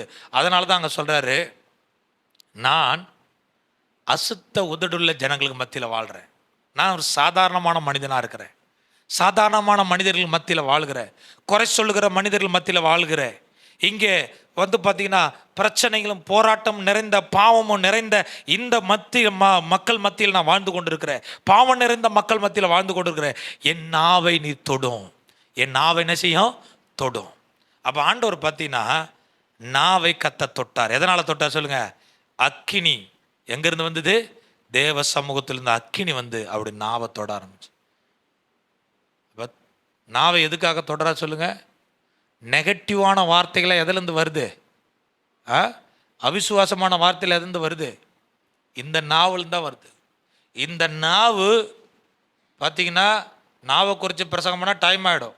ஆனால் நீங்கள் என்ன செய்யுங்க, நாவை குறித்து தியானம் பண்ணுங்க. ஆக்கவும் முடியும், அழிக்கவும் முடியும். அவ்வளோ பவர்ஃபுல்லானது இந்த நாவு. சரிங்களா? நேற்று கூட ஒரு ஆள் என்னை பார்த்த உடனே அவர் வெளிநாட்டுக்கு போயிட்டு வந்தார். அவர் சொன்னார், ஐயா நான் ஊருக்கு போகும்போது உங்கள் முடியெல்லாம் ரொம்ப கருப்பாக இருந்து இப்போ ரொம்ப என்ன செஞ்சுது, எல்லா முடியும் வெள்ளையாயிடுச்சு. அதுவும் கொஞ்சம் கூட சொல்ல, எல்லாமே வெள்ளையாயிடுச்சுன்னு சொல்லிட்டா போல. சரி ரைட்டு. அப்புறம் முன்னே நீங்கள் கலராக இருந்தீங்க, இப்போ கருப்பாயிட்டீங்கன்னு சொல்லிட்டா போல. ரைட்டு. ஊர்லேருந்து வந்து 2 கிஃப்ட்டு கொடுத்தாரு. ஒன்று கருப்பாயிட்டா, இன்னொன்று என்னது, எல்லா முடியும் வெள்ளை.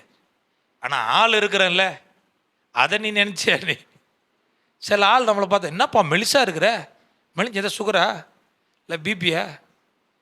பிபியே வந்தாலும் சுகரே வந்தாலும் நீ வேகாது இருப்பாய். அல்லேலூயா. நீ அழியாது இருப்ப, உயிரோடு இருக்கிறல்ல.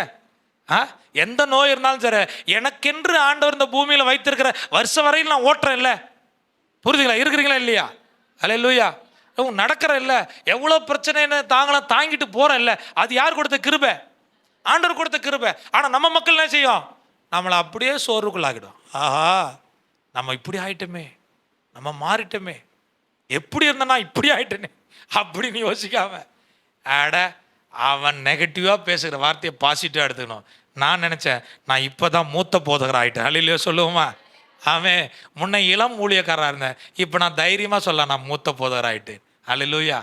6 மாதத்தில் இப்படி ஒரு டிக்னிட்டி, ஒரு உயர்வு எனக்கு கிடைக்கும் என்றால் கர்த்தருக்கு சோத்திரம். அல்லேலூயா. அப்போ நம்மால் பேசுகிற வார்த்தை உங்களை என்கரேஜ் படுத்தாது, அதை டிஸ்கரேஜ் பண்ணும்.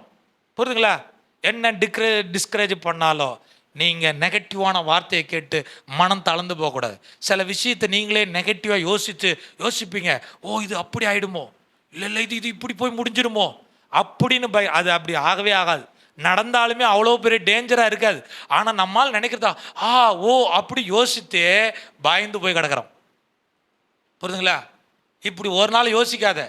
நடக்குமோ நடக்கட்டும், நாளைக்கு என்ன நடக்கட்டும், 10 வருஷம் கழிச்சு நடக்கட்டும், அந்தி கிறிஸ்து வந்தாலும் என்ன நடக்குது நடக்கட்டும். அல்லேலூயா. நமக்கு முந்தி போனவன் ஆண்டவர் பரிசுத்தவான். அல்லேலூயா. நம்ம பிந்தி போகிறோம், அவ்வளோதான். உலகமே அழியுது. நான் உங்களுக்கு சொல்கிறேன், உலகத்தை குறித்து ஒரு நல்ல கிடுகிடுன்னு இருக்கணும் அப்படின்னு கேட்டிங்கன்னா, நீங்கள் பயப்படாமல் ஆண்டவருக்காக இன்னும் பக்தி வைராக்கியம் நடக்கணும். எம்டி ஜெகன் ஒரு ஐயா இருக்கிறார், அவர் யூடியூப்பில் பேசுவார். அவர் பிரசங்கத்தை ஆன் பண்ணி கேளு. அவர் பிரசங்கம் பண்ணுவார். சரிங்களா? உங்களை என்னையும் அப்படி என்ன செய்வார், தொட நடுங்க அப்படியே. நம்ம உலகத்தில் நாளைக்கே போயிடலாமா இயேசு கிறிஸ்து கிட்ட சொல்கிறேன். அந்த அளவுக்கு பயத்தை யார் வச்சிருப்பா? எம்டி ஜெகன். அவருக்கு ஆண்டவர் கொடுத்த கிருபை. அல்லேலூயா. அதில் நான் போய் நுழைஞ்சேன்னு வச்சுங்களேன், இடையில ஏதோ குறுக்கிட்ரா போல ஆகிடும். அதை அவர்கிட்டே நான் கொடுத்துட்டேன். எம்டி ஐயா அவர்களே, நீங்களே என்ன செய்யுங்க பாங்க. இன்னொருத்தர் இருக்கிறார், மோகன் சி லாசரஸ். யூடியூப்லாம் போகுது. நம்ம தம்பிங்க எல்லாம் நான் என்ன செய்தேன், அவங்க எல்லாத்தையும் ரெக்கார்ட் பண்ணி போட்டுட்டோம். மோகன் சி லாசரஸ் ஐயா இருக்கிறார். அவர் பிரசங்கம் பண்ணுவார். ஆண்டவர் உன்னை ஆறுதல் படுத்துறார், நிச்சயமாக ஆறுதல் படுத்துறார். அல்லேலூயா. நீங்கள் சமாதானமாக இருக்கணும். சரிங்களா? நற்செய்தியை கேட்கணுதுன்னா அவர் செய்தியை கேளுங்க. ஏன் செய்தியை கேட்குறதா இருந்தால் நீங்கள் என்னவா எடுத்துகிட்டு கேட்குறீங்க, அது உங்கள் பாடு. அல்லேலூயா. இது கர்த்தருடைய சத்தியம், இது உபதேசம். அல்லேலூயா. நீங்களும் நானும் யாரை பார்க்கணும் சொல்லுங்கள்? மனுஷனை பார்க்கறதுக்கு இல்லை, நம்ம யாரை பார்க்கணும்? கர்த்தரை பார்க்கணும். நான் யார்? என் நாவை தொடணும். நான் கர்த்தருடைய வாக்குத்தத்தத்தை பேசணும், ஜீவனுள்ள வார்த்தையை பேசணும், சுதந்திரிக்கிற வார்த்தையை பேசணும், நல்ல வார்த்தை உங்கள் வாயிலிருந்து புறப்படணும், கெட்ட வார்த்தைகள் உங்கள் நாவிலிருந்து புறப்படக்கூடாது என்று சொல்லி ஆண்டவர் சொல்கிறார். அப்போ நல்லா கவனிக்கணும், நீங்கள் பேசுகிற வார்த்தை அது நல்ல வார்த்தையாக இருக்கணும். அப்போ அக்கினி நாவை தொடுது. அப்போ தான் சொல்கிறாரு, யாரை அனுப்புவேன், யார் என் காரியமாக போவா என்று சொன்ன போது ஏசாயா தீர்க்கதரிசி என்ன சொன்னார் சொல்லுங்க? என்னை அனுப்பும், நான் போகிறேன், நீங்க போகல, நான் போறேன் சொன்னாரா இல்லையா? டேவிட் பிரெனார்ட் அதான் சொன்னார், எங்க அனுப்புனாலும் நான் ஆண்டவருக்காக எரிகிற அக்னியா இருப்பேன், மரணத்துக்கும் நான் ஆயத்தமா இருக்கிறேன் என்று சொன்னார். எந்த உலகத்துல எந்த இடத்துக்கு அனுப்புறதா என்ன அனுப்புங்க ஆண்டவர் சொன்னார். ஸோ அதுதாங்க ஊழியம். விசுவாசிகள் தேவனுடைய கட்டளை நிறைவேற்றணும். பாஸ்டர் மட்டும் தேவனுடைய கட்டளை நிறைவேற்றணும் ஆண்டவர் எங்கேயும் எழுதி வைக்கல. சபைக்கு வரும்போது ஒரு ஆத்மாவை என்ன செய்யணும்? சபைக்கு அழைத்து வரதுக்கு முயற்சி பண்ணணும். நம்மால் சபையை குறித்தும் சொல்கிறது கிடையாது, ஆண்டவர் குறித்தும் சொல்கிறது கிடையாது, பாஸ்டர் குறித்துன்னு சொல்கிறது கிடையாது, ஒரு நிகழ்ச்சி இருக்குதுன்னு சொல்கிறது கிடையாது. ஏதாவது ஒரு போனை போட்டோ இல்லை பேசியோ ரொம்ப இப்படி ஒரு ஆராதனை நடக்குது, ஒரு சிறப்பு ஆராதனை இருக்குது, சபை இருக்குது, ஞாயிற்றுக்கிழமை ஆராதனை இருக்குது, வாங்கன்னு ஒரு ஆத்மாவை கூப்பிட்டா தானே சபையில் ஆத்மாக்கள் வருவார்கள். நானும் ஜெபம் பண்ணுறேன்னா ஜெபத்தினுடைய விளைவு என்ன சொல்லுங்க? ஆத்மாக்கள் சபைக்கு வரணும். அல்லேலூயா சொல்லுமா? ஜெபம் பண்ணி அப்போ வேற என்ன பிரயோஜனம்? நீ அனலா இருந்து என்ன பிரயோஜனம்? அனலா இருந்தா கர்த்தருக்கு என்ன செய்யி? ஊழியம் செய்யி. நீங்க பார்த்தீங்கன்னா நீங்க புதுக்கோட்டையில் போய் இதுக்கு போய் பாருங்க, பாளையங்கோட்டை நினைக்கிறேன், இவர் நம்ம ரத்தனம்பால் பாஸ்டர் அங்கேயே சர்ச்சினுடைய என்ட்ரன்ஸில் நின்றுட்டு இருப்பார் ஆள். பாஸ்டர் வரும்போதே கேட்பார், விசுவாசி பிரசங்கம் ஸ்தோத்திரம் பிரைஸ்லாட் சொல்லும்போதே அவர் கேட்பார், சிஸ்டர் எத்தனை ஆத்மா நீ கூப்பிட்டு வந்தீங்க கேட்பார். 5 ஆத்மா உள்ளே போன்னு சொல்லுவார். ஒன்றும் கூப்பிடலன்னு வச்சிங்களா, போ உன்னை கவனிக்கிறேன், போ கொஞ்சம் பின்னாடி போய் உட்காருன்னு சொல்லுவார், கவனிக்கிறதுக்காக. புரியுதுங்களா? ஆத்மா இல்லாமல் ஒரு விசுவாசி அவர் உள்ளே விட்டதே கிடையாது. புரியுதுங்களா? இது கடைசி காலம். இது ஆண்டவருடைய கட்டளை நிறைவேற்று. வானத்திலும் பூமியிலும் சகல அதிகாரம் எனக்கு கொடுக்கப்பட்டது, நீங்கள் புறப்பட்டு போய் சகல ஜாதிகளை சீஷராக்கி பிதா குமார் பரிசுத்தாவின் நாமத்தினால ஞானஸ்நானம் கொடுங்க. இது கடைசி காலம். இது 11ஆம் மணி வேலையில கர்த்தர் நம்மளை வைத்திருக்கிறார். 6ஆம் மணி வேலை வந்தாலும் சரி, காலையிலே வந்து வேலைக்கு வந்தவனும் சரி, தோட்டக்காரர் வரும்போது உங்களுக்கும் அதே பலனை கர்த்தர் கொடுக்க போறார். இதுவரையில் அவங்க பிரகாசித்தாங்க இவங்க பிரகாசித்தாங்கன்னு நினைக்க வேண்டாம். அவங்க செயல்பட்டாங்க, அவங்க ஊழியம் செஞ்சாங்க, நாங்களாம் ஊழியம் செய்யறதுக்கு போக முடியாது என்று சொல்ல வேண்டாம். கடைசி 11ஆம் மணி வேலையிலும் கர்த்தர் உங்களை அழைத்து இருக்கிறார். நீங்க கர்த்தருக்காக செய்யும் போது அதற்குண்டான பலனை கர்த்தர் நமக்கு தருவார். அல்லேலூயா சொல்லுவோமா? அல்லேலூயா. அப்ப தேவ ராஜ்யத்திற்காக செயல்படாத ஒரு சபையாக நம்ம இருப்போம் என்றால் அனல் இல்லாத சபையாக இருக்கிறோம். அல்லேலூயா. ஆமே. இயேசு கிறிஸ்துனுடைய அந்த ஆவி, அந்த பாரம் நமக்குள்ள இருந்தனா அந்த ஆத்ம பாரம் வரும். யோனாவை பார்த்து ஆண்டவர் சொல்றாரு, யோனா கிட்ட இந்த நினிவே பட்டணம் அழிக்கப்பட போகுதுன்னு சொல்றாரு. யோனா என்ன செஞ்சார் சொல்லுங்க? போய் அழகா சொல்லிட்டார், நினிவே பட்டணமே நீ அழிக்கப்பட போகிறன்னு சொல்லிட்டார்.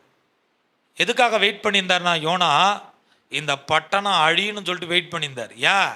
இவர் சொன்ன வார்த்தை நிறைவேறணும். ஏன்னா இவர் தீர்க்கதரிசி, இவர் சொன்னது நிறைவேறினதான் அடுத்த பிரசங்கத்துக்கு இவர் புக்கிங் ஆவார். புரியுதுங்களா? அமெரிக்காவிலிருந்து ஒரு அழிவு வரணும்னா அது வந்து ஆகணும், இல்லைன்னா இவரே வர வைப்பார். ஜெபம் பண்ணு, ஆண்டவரே இது சொன்னீரே இது வரணும். நம்மளால எல்லாம் தரிசனம் நிறைய பார்க்குறாங்கல்ல. காலையில் டீ எங்கே குடிக்கிறாங்க? இப்போ பரலோகத்தில் குடிக்கிறான். லஞ்ச் இங்கே வந்து சாப்பிட்றாங்க. தரிசனம் யூடியூப்பில் எல்லாம் தரிசனம், எல்லாம் நம்ம ஆளுகளுக்கு தரிசனம்லாம் எங்கே வருது? யூடியூப்பு, ஜாய் டிவி, அப்புறம் வந்து என்ன டிவி, நிஷா டிவியா, எல்லாம் ஜாய் நிஷா என்னென்ன பேரெல்லாம் டிவி இருக்குதோ எல்லாத்தையும் திறந்து பார்த்து அந்த தரிசனம் இந்த தரிசனம், ஒரு தரிசனமும் வராது. தரிசனமும் திட்டமும் செயல்படணும். அக்கினி இருக்கணும், நீ அனலாக இருக்கணும், பாரம் இருக்கணும், தேவனை குறித்த ஒரு பட்டுதல் இருக்கணும், பக்தி இருக்கணும். அப்போ தான் அக்கினி இறங்கும். நீ என்ன தரிசனம் வந்தாலும் அது செயல்படாது. அல்லேலூயா சொல்லுமா? நீங்கள் சொல்ல மாட்டீங்கன்னு எனக்கு தெரியும், ஆனால் நாம் சொல்லுவோம். அல்லேலூயா அல்லேலூயா. நாம் இது கடைசி காலம். இது புரியுதுங்களா? கடைசி காலத்தில் ஏமாற்றப்படாதீங்க, வஞ்சிக்கப்படாதீங்க. பல நபர்களை பார்த்து, பல ஊழியங்களை பார்த்து நீங்களால வஞ்சிக்கூடாது. உங்களுக்கு என்ன காவலாளியாக வைத்திருக்கிறார். ஆமென். அல்லேலூயா சொல்லுமா? உங்களை குறித்த கணக்கை யார்கிட்ட கேட்பா? என்கிட்ட கர்த்தர் கேட்பார். புரியுதுங்களா? அதனால உத்தரவாதம் யார் எடுத்திருக்கா? நான் எடுத்திருக்கிறேன். உங்களை ட்ரெயின் பண்ணுறது யாருடைய வேலை? என்னுடைய வேலை. அப்போ யாருடைய சத்தத்தை கேட்கணும்? கர்த்தருடைய சத்தம் என் மூலமாக உங்களுக்கு துணிக்கும் போது அதில் தேவையானவைகள் எல்லாவற்றையும் நம்ம எடுத்துக்கொள்ள வேண்டும். அங்கே பார்த்தீங்க, அங்கே அந்த யோனாவை சம்பவம் உங்களுக்கு தெரியும்ல. ஆண்டவர் சொல்கிறாரு, இந்த 1,20,000 மக்களுக்காக நான் என்ன செய்கிறேன்? பரிதபிக்கிறேன்னு சொல்கிறேன். நம்முடைய ஆத்துமாக்களுக்காக பரிதபிக்கிற தெய்வம் அவர். இந்த உலகத்துக்காக பரிதபிக்கிறார். ஒரு கடவுள் வரப்போதான், ஏஐ கடவுள் வரப்போதான். புரியுதுங்களா? யாரோ ஒருத்தர் வந்து உட்கார போறார், அவர் யாருன்னு தெரியல, ஒருத்தர் ஆட்சி செய்ய போறார் என்று மறைமுகமாக எல்லாம் பேசிகிட்டே இருக்கிறாங்க. அவர் தான் அந்தி கிறிஸ்து வரப்போகிறார், அவர் தான் ஆட்சி செய்ய போகிறார். ரேஷன் கடையில் அரிசி போட மாட்டானா, காசு தான் கொடுப்பானா. இன்னும் அந்த காசு கூட அடிக்கிறதுக்கு கஷ்டமாக இருக்குதா. இனிமேல் ஜிபே தான் வரும். வெறும் 3 ஆமம் தான், எல்லாம் 0 காட்டும். எவ்வளோ உங்கள் பேங்க்கில் இருக்குது? 1 0 0 0 0 0. உனக்கு கடைசியில் நீங்கள் போட்டுங்க, எனக்கு எல்லாமே 0. ஏன்னா அவன் ஆக்ஷன் கொடுத்தா தான் உனக்கு வரும். முன்னையாவது பேப்பர் வச்சா ஒரு திருப்தி ஆகும். நம்ம ஆளுங்களுக்கு பார்த்தீங்கன்னா காசு செலவு பண்ணட்டும், சோத்திர காசு என்ன செய்யுது, எடுத்து பீரோவில் வச்சு இல்லை, அது இப்போ வைக்க முடியாது. ஏன்னா எல்லாம் டிஜிட்டலாக, எல்லாம் ஜீரோ. 1 லட்ச ரூபா இருக்குது, ஜீரோவாக இருக்குது, செயல்படாது. அவனுடைய கண்ட்ரோல் எல்லாம் இருக்கும். அதனால தான் பார்த்தீங்கன்னா பெரிய பெரிய பணக்கார பில்கேட்ஸ்லாம் எல்லாம் உங்கள் பிள்ளைகளாம் சாஃப்ட்வேர் இன்ஜினியர் படிக்க வச்சுட்டு சாப்பாடு இல்லாத ஆக்கிட்டு மாத்திரையை வாயில் போட்டுக்கிட்டு நீ சாஃப்ட்வேர் இன்ஜினியரில் நைட்டு பகலாம் நான் போய் விவசாயம் பண்ணுறேன்னு போகிறான். புரியுங்களா? விவசாய இடத்தையோ நிறைய மழை உள்ள இடத்தையோ செழிப்பான இடத்தையும் யார் எடுக்கிறா? பெரிய பெரிய பணக்காரன் அவன் கையில் எடுத்துக்கிறான். ஏன் கேட்டினா ஆகாரத்துக்கு நீ எங்கே போய் ஆகணும்? நீ 2 லட்சம் என் புள்ள சம்பாதிக்குது, 2 லட்சத்தை நீ ஸ்ரீலங்காவில் இருக்கிறா போல தான் 1 கிலோ கறி சிக்கன் வாங்க போனால் 1000 ரூபா கொடுத்தாகணும். சரிங்களா? 2000 கொடுத்தாகணும். நீ எத்தனை லட்சம் சம்பாதிச்சா உணவுக்காக கஷ்டப்படுகிற காலம் வருது, பஞ்ச காலம் வருது, கடைசி காலம் வருது. நீங்களும் நானும் ஆயத்தமாக இருக்க வேண்டும், ஆண்டவருக்காக எழும்ப வேண்டும். அல்லேலூயா. அப்போ இந்த காலம் கர்த்தர் நமக்கென்று கொடுத்துருக்காலும் நீங்கள் பிரகாசிக்கணும். தேவையில்லாத யோசிச்சுட்டு அதை செய்யணும், இதை செய்யணும், அதுக்காக கஷ்டப்படணும், இதுக்காக கஷ்டப்படணும், பயந்துக்கிட்டு இருக்க வேண்டாம். இருக்கிற வரைக்கும் சொல்லல, இருக்கிற வரைக்கும் கர்த்தர் போஷித்தாரா, மகிழ்ச்சியாக போயிட்டே இருக்க வேண்டியதுதான். அல்லேலூயா சொல்லுவோமா? ஆமேன். நம்ம வாழ்க்கை எப்படி இருக்குன்னா நம்முடைய பிள்ளைகளோட வாழ்க்கை எப்படி இருக்கும்? எல்லாம் கேள்விக்குறிதான். யார் கையில் இருக்குது? கர்த்தர் கையில் இருக்குது. அதுக்காக பிள்ளைகளை குறித்தும் பேர பிள்ளைகளை குறித்தும் கவலைப்பட்டு கொண்டு துக்கப்பட்டு கொண்டு இருக்காது. நீங்களும் நானும் துக்கப்பட வேண்டியது. இந்த ஆத்துமாக்கள் அழிந்து போகுது, என் பிள்ளை ரட்சிக்கப்படாத இருக்குது, என் குடும்பம் ரட்சிக்கப்படாத இருக்குது, அவங்க சொந்த பந்தம் மனம் திரும்பணுமே, இதற்கான ஒரு பரிதாபம், இதுக்கான ஒரு மனதுருக்கம் நமக்குள்ள வர வேண்டும் என்று தேவன் விரும்புகிறார். அல்லேலூயா, அல்லேலூயா, சோத்திரம். முடிப்போம். அடுத்தது 1 ராஜாக்கள்ல 18வது அதிகாரம் 38வது வசனத்தை படிப்பா. அடையாளத்தின் அக்கினி. இதை முடிச்சிடறேன். 1 ராஜாக்கள் 18, 38, 39. அப்பொழுது கர்த்தரிடத்தில் இருந்து அக்கினி இறங்கி அந்த சர்வாங்க தகன பலியையும் விறகுகளையும் கற்களையும் மண்ணையும் வச்சிட்டு வாய்க்காலில் இருந்த தண்ணீரையும் நக்கி போட்டது. ஜனங்கள் எல்லாரும் இதை கண்டபோது முகங்குப்புற விழுந்து கர்த்தரே தெய்வம் என்றார்கள். அல்லேலூயா. இங்க பாத்தீங்கன்னா ஒரு அடையாளத்தின் அக்கினி. என்ன தெரியுங்களா? எல்லா மக்களும் பாகாலை வணங்கி கொண்டிருக்கிறாங்க. இந்த பாகாலு கூட சப்போர்ட்டா யார் போறா? நம்முடைய யூதர்களும் இஸ்ரவேல் மக்களும் அதில் கலந்து கொண்டிருக்கிறாங்க. பாகாலு வணக்கம் பெருகிட்டு இருக்குது. சாத்தான் சபைகள் வளர்ந்து கொண்டு இருக்குது. சாத்தானுடைய சிம்பல்கள்லாம் உருவாகி இருக்குது. இன்னைக்கு எதை எடுத்தாலும் சாத்தானுடைய கிரியைகள் இருக்கிறது. இந்த ஜனங்களோடு ஐக்கியப்பட்டிருக்கிற இந்த இஸ்ரவேல் ஜனங்களுக்கு ஒரு வழி உண்டாகணும். எது உண்மையான தெய்வம் என்பதை அறியணும். கர்த்தர் தெய்வமானால் கர்த்தரை வணங்கணும், பாகால் தெய்வமானால் பாகாலை வணங்கணும். ஒரு முடிவு கட்டுவோம். எத்தனை பேர் இன்னைக்கு ரெடியாக இருக்கிறீங்க? ஒரு முடிவு கட்டணும். வானத்திலிருந்து அக்கினி இறங்கணும். எத்தனை பேர் இன்னைக்கு அக்கினியை பார்க்கணும் விரும்புறீங்க? கையை தூக்குங்க. அல்லேலூயா, அல்லேலூயா. சாதாரண ஆராதனை கிடையாதுங்க. வானத்திலிருந்து அக்கினி வரும். அல்லேலூயா. நீங்கள் அதை ஆட்கொள்ளணும். உங்களுக்குள்ள அதை என்ன செய்யணும்? வரணும். அப்போ பார்த்தீங்கன்னா எலியா சொல்கிறாரு, கர்த்தருடைய பர்வதத்தில் கர்த்தருடைய சன்னிதானத்தை முன்பு நிற்கிற எலியா ஆண்டவரை பார்த்து சொல்றாரு, இந்த ஒரு பலிபீடம் இடிக்கப்பட்டு உடைக்கப்பட்டு கிடக்கிற இந்த பலிபீடத்தை செப்பனிட்டு அதை கட்டி 12 கற்கள் எடுத்து அதனுடைய இஸ்ரவேல் ஜனங்களுடைய கோத்திர பிதாக்களுடைய நாமங்களை தரித்து அப்பொழுது பலி மிருகத்தை அது மேலே படுக்க வைத்து தண்ணீரெல்லாம் ஊற்றிட்டு, பாகாலுடைய தீர்க்கதரிசிகளும் அவர்களும் அதே போல செய்கிறாங்க. பலிபீடத்தை கட்டி பலி மிருகத்தை வைத்து அவங்க ஆராதனை பண்ணுறாங்க. அவங்க கடவுளை நோக்கி கூப்பிடுறாங்க. ஏதாவது கிரியை நடந்துதா? ஏதாவது கிரியை நடந்துதா? நல்லா கவனிங்க. பாகால் பலி இட்டோம், தீர்க்கதரிசிகள் அவளை ஆடியும் பாடியும் ரத்தம் வர தன்னை அடித்து கொண்டு ஒரு கிரியை நடக்குது.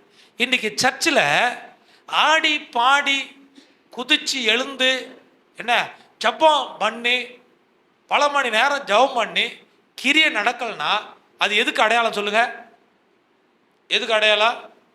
கிரியை இல்லாத செத்த ஆராதனைக்கு அடையாளம். அப்படி தானே? விசுவாசி இருக்கிறியா இல்லையா? அப்போ நீங்கள் பாகால ஆராதிக்கிறீங்களா இல்லை தேவனை யெகோவாவை ஆராதிக்கிறீங்களா? யெகோவா ஆராதிச்சா நீ லைட்டு போடணும் அவசியம் இல்லை, வானத்திலேருந்து என்ன செய்ய புகையை ஓடணும் அவசியம் கிடையாது, நீ யாராவது பர்ஃபார்மன்ஸ் பண்ணணும் அவசியம் கிடையாது. இந்த பர்ஃபார்மன்ஸ்லாம் யார் பார்த்துக்குவா? அவர் பார்த்துக்குவா. நீங்கள் பார்க்க வேண்டியது. உடனே நீ விளம்பரப்படுத்தணும் அவசியம் கிடையாது, கர்த்தரே உன்னை விளம்பரப்படுத்துவார். எலியாவை தேடி எங்கே இருந்தாலும் ஜனங்க வருவாங்க. ஏன்னா அவன் எரிந்து பிரகாசிக்கிற அக்கினியை வானத்திலிருந்து இறக்குனார். அப்ப சொல்றாரு, உன் பக்கத்துல 400 தீர்க்கதரிசிக்கு மேல இருக்கிறாங்க, எல்லாம் அடிச்சுக்கிற உதைச்சுக்கிற, ஆனா ஒண்ணு நெசையில அசைவு ஒண்ணு உண்டாகவில்லை. ஆனா இவர் எலியா ஜெபம் பண்றாரு, ஆண்டவரே என்னை கேட்டருளும், இந்த ஜனங்கள் மனம் திரும்பி இருக்கிறார் என்பதுக்கு அடையாளமாக நீர் வானத்திலிருந்து ஒரு அக்கினி இறக்கும் என்று சொன்ன போது அக்கினி இறங்கினது, பலி மிருகத்தின் மேல இறங்கினது. அதனால இந்த ஜனங்கள் எல்லாம் பார்க்குறாங்க, கர்த்தரே தெய்வம், கர்த்தரை அறிந்து கர்த்தரே தெய்வம் என்று சொல்லி கர்த்தரை ஆராதித்தார்கள், கர்த்தரை தேடினார்கள், பாகாலை அவர்கள் முற்றிலுமா அழித்தார்கள். அல்லேலூயா சொல்லுமா? அப்போ எனக்கு அருமையான தேவ பிள்ளைகளை, உங்களை என்னை கர்த்தர் தானே அழைத்திருக்கிறார், கர்த்தர் தானே ரட்சித்திருக்கிறார், கர்த்தர் தானே மீட்டெடுத்திருக்கிறார். அவரே தெய்வம் என்று ஏன் நாம் எழும்ப முடியவில்லை? அவர் நமக்கு அதிகாரம் கொடுத்திருக்கிறார். அன்றைக்கு யோவான் சொல்லுகிறார், நான் உங்களுக்கு தண்ணீர்னால ஞானஸ்நானம் கொடுக்குறேன், இனி என்ன வரப்போகிறவர் இயேசு கிறிஸ்து உங்களுக்கு அவர் ஆவியினாலும் அக்கினினாலும் உங்களுக்கு ஞானஸ்தானம் கொடுக்க போகிறார். அல்லேலூயா. அந்த அக்கினி சகல பாவத்தை சுட்டெரித்து அந்த அக்கினி உங்களை வல்லமையை எடுத்து பயன்படுத்தும். அந்த அக்கினி தான் அன்றைக்கு பேதுருவை தொட்டது. பேதுருடைய பிரசங்கத்தில் ஆண்டவர் பழைய 1000 மக்கள் 3000 மக்கள் ரட்சிக்கப்பட்டிருக்கிறாங்க. அதுக்கு காரணம் சீஷர்களை பயன்பட்டிருக்காங்க, ஆதிசபை பயன்பட்டிருக்காங்க. காரணம் என்ன? ஆண்டவருடைய அக்கினி அவர்கள் மேலே ஊற்றப்பட்டது. இன்னைக்கு நீங்களும் நானும் எப்படி இருக்கணும் சொல்லுங்க? ஃபயராக இருக்கணும். நல்லா எல்லாரும் எழுந்து நிற்போம். எல்லாம் எழுந்து நின்று வானத்திலேருந்து எனக்கு அக்கினியை போடுன்னு கேட்க போறீங்க. அல்லேலூயா. என்னை உன்னத பலத்தினால் என்னை மூடுங்க ஆண்டவர். நான் சோர்ந்து போய் சபையில் உட்கார்ந்துருக்கூடாது. அல்லேலூயா. என்னை பிடிச்சிருக்கிறதான எல்லா இருளும் எல்லா தடைகளும் போராட்டங்களும் சோர்வுகளும் நீங்கணும். ஆண்டவர் பேதுரு பின்மாற்றத்துக்குள்ள ஓடின பேதுரு, மறுதளிச்சு ஓடின பேதுரு ஆண்டவர் கூப்பிடுறாரு. அல்லேலூயா. என் பிள்ளைகளை வாருங்க, போஜனம் பண்ணுங்க. திபேரியா கடற்கரையில் அக்கினியை அவர் பற்ற வைத்து, அல்லேலூயா, நீங்க பிடித்த மீனை கொண்டு வாங்க. அவங்க சொல்றாங்க, ஒரு மீன் எங்களுக்கு அகப்படலை, அது அகப்படாது எனக்கு தெரியும், இப்பொழுது நீங்க போய் அந்த வலையை போடுங்க. அல்லேலூயா. 153 பெரிய மீன்களுக்கு கிடைத்தது. அல்லேலூயா. இதுவரை சுய பலத்தினால செய்த காரியங்கள் ஒன்று நடக்காத போயிருக்கலாம். அல்லேலூயா. ஆனால் இப்பொழுது நான் உங்களுக்கு சொல்லுகிறேன், ஆண்டவருடைய ஆவியானவருக்கு இடம் கொடுங்க, அவருடைய வல்லமைக்கு இடம் கொடுங்க, அவருடைய அபிஷேகத்தை இடம் கொடுங்க. நம்ம நாமே அல்லேலூயா பரிசுத்த ஆவியானவருக்கு ஒப்பு கொடுப்போமாங்க. வாஞ்சை உள்ள ஆத்மாவை கர்த்தர் நிரப்புவா. அல்லேலூயா. அந்நிய பாஷை பெறாதவர்கள், அபிஷேகத்தை பெறாதவர்கள் தேவ சன்னிதானத்தில் ஆண்டவர் என்னை நிரப்பும் என்று கேளுங்க. ஓ ஸ்தோத்திரம். பரிசுத்த ஆவியின் அக்கினி உன்னிடத்தில் வரும், உன்னிடத்தில் நிழலிட போகிறது, உன்னத பலத்தால மூட போகிறது. ஆண்டவருடைய மகிமை நம்ம தொடும்படியா ஸ்தோத்திரம் பண்ணும். ஹல்லேலூயா. ஹல்லேலூயா. நல்ல உங்க வாய்களை விரிவா திறந்து ஆண்டவரை நல்ல உயர்த்துங்க. ஹல்லேலூயா. ஒரு அக்கினி என்னை பிடிக்கிட்டு ஆண்டவரே, ஒரு அக்கினி என்னை பற்றி எரிய செய்வீராக. ஹல்லேலூயா. எழுப்புதல் தீ எங்க சபை மூலமாய் உண்டாகட்டும் ஆண்டவரே. எங்க சபையில் இருக்கிற ஒவ்வொரு ஆத்துமாக்களையும் கர்த்தர் நீ பயன்படுத்த போகிறீர், எழுப்புதலுக்கு பயன்படுத்த போகிறீர். உன்னத பலத்தினால் எங்களை மூடும் என்று சொல்லுவோமாக. ஆண்டவர், நாங்கள் ஏன் சோர்ந்து போகிறோம், ஏன் அடிக்கடி குந்தி குந்தி நடக்கிறோம்? ஆனால் கர்த்தர் தெய்வம் என்பதை நாங்கள் அறிந்திருக்கிறோம். கர்த்தர் எங்களை நடத்துகிறார், இதுவரை நடத்தி இருக்கிறார், இனியும் நடத்துவார் என்ற எண்ணத்தோடு கூட தேவனை நோக்கி கூப்பிடுவோமாக. ஹல்லேலூயா. ஹல்லேலூயா. ஹல்லேலூயா. நன்றி ஆண்டவரே. ஸ்தோத்திரம் ஸ்தோத்திரம் ஸ்தோத்திரம். அல்லேலூயா. அந்த அக்கினி மயமான தேவன் அல்லேலூயா உங்களை என்னையும் தட்டி எழுப்பும்படி நல்ல கரங்களை தட்டி ஆவியான மோசேயை முச்செடி நடுவு நின்று அழைத்த தெய்வம். அல்லேலூயா. அல்லேலூயா. எங்களை அடிமைத்தனத்தில் இருக்கிற ஜனங்களை மீட்க, எங்களுடைய பாவங்கள் சாபங்கள் அக்கிரமங்கள் எங்கள் நாவை ஆண்டவரே அப்பா ஸ்தோத்திரிக்கிறோம். நீ சுத்திகரிக்கணும், எங்கள் இருதயத்தை சுத்திகரிக்கணும், எங்கள் வாழ்க்கை மாறணும், நான் எழும்பணும், ஊழியத்திற்காக எழும்பணும், அழிந்து போகிற ஆத்துமாக்களை கதறி ஜெபம் பண்ணணும், கண்ணீர் விடணும், பற்றி எரிகிற ஒரு அனுபவம். இது கடைசி காலம்.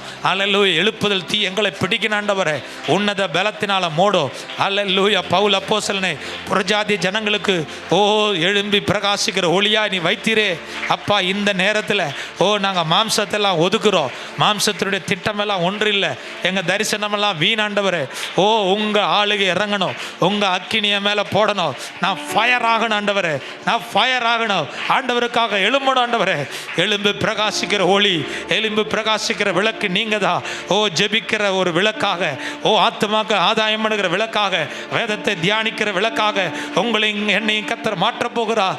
ஆண்டவரே எங்களை அர்ப்பணிக்கிறோம் ஆண்டவரே. ஹல்லேலூயா. நன்றி இயேசுவே, நன்றி தகப்பனே, ஸ்தோத்திரம். தேவாவியானவர் பலத்த கிரிகளை இந்த வாரத்தில் நம்முடைய வாழ்க்கையில் செய்யும்படியா, இந்த மாதங்களில் கத்த செய்யும்படியா, இன்னும் வருகிற மாதத்தில் நடக்கிறதான எல்லா உபவாச கூட்டங்கள், ஜபங்கள் எல்லாவற்றையும் கத்தரை ஆசீர்வதிக்க முடியா. உங்கள் வாழ்க்கையில் காணப்படுகிறதான பலவீனத்திற்காக எல்லா கரங்களை உயர்த்தி தேவைகளுக்காக ஜெபம் பண்ணுங்க. ஆண்டவரே நீர் ஆண்டவரே என்னை கேட்டருளும். அல்லேலூயா. நான் வேகாதபடிக்கு ஆண்டவரே, அல்லேலூயா. எந்த போராட்டம் வந்தாலும், எத்தனை சோதனைகள் வந்தாலும் நாங்கள் அழிந்து போவதில்லை. நாங்கள் மேற்கொண்டவர்களாக நிற்போம், ஜெயம் எடுத்தவர்களாக நிற்போம், இருந்து பிரகாசிகளாக நிற்போம் என்ற எண்ணத்தோடு கூட நாங்கள் ஜெபிக்கிறோம். பெரிய காரியத்தை செய்யும். உங்கள் நல்ல நாம தொடர்ந்து மையப்படட்டும். இயேசுவின் நாமத்தில் ஜெபிக்கிற நல்ல பிதாவே, ஆமென், ஆமென். நம்ம யாவரும் சேர்ந்து சொல்லுவோம். என் ஆத்துமாவே கர்த்தரை ஸ்தோத்திரி, என் முழுமே பரிசுநாம ஸ்தோத்திரி. என் ஆத்துமாவே கர்த்தரை ஸ்தோத்திரி, கர்த்தர் செய்த சகல உபகாரங்களையும் மறவாதே. ஆமென். இப்போது நம்முடைய கர்த்தராகிய இயேசு கிறிஸ்துவின் கிருபையும் தேவனுடைய அன்பும் பரிசுத்த ஆவியானுடைய ஐக்கியமும் சமாதானம் நம்மோடும் உலகத்துள்ள சகல பரிசுத்தவான்களோடும் ஆண்டவர் நம்மை கொண்டு செய்ய போகிற பெரிய காரியங்களோடும் என்றென்றும் எப்போதும் இருப்பதாக. ஆமென், ஆமென். ஹல்லேலூயா, ஹல்லேலூயா. ஒருவருக்கு கரங்களை குலுக்கி வாழ்த்துல தெரிவித்துக் கொள்ளுங்க. கர்த்தர் உங்களை ஆசீர்வதிப்பாராக.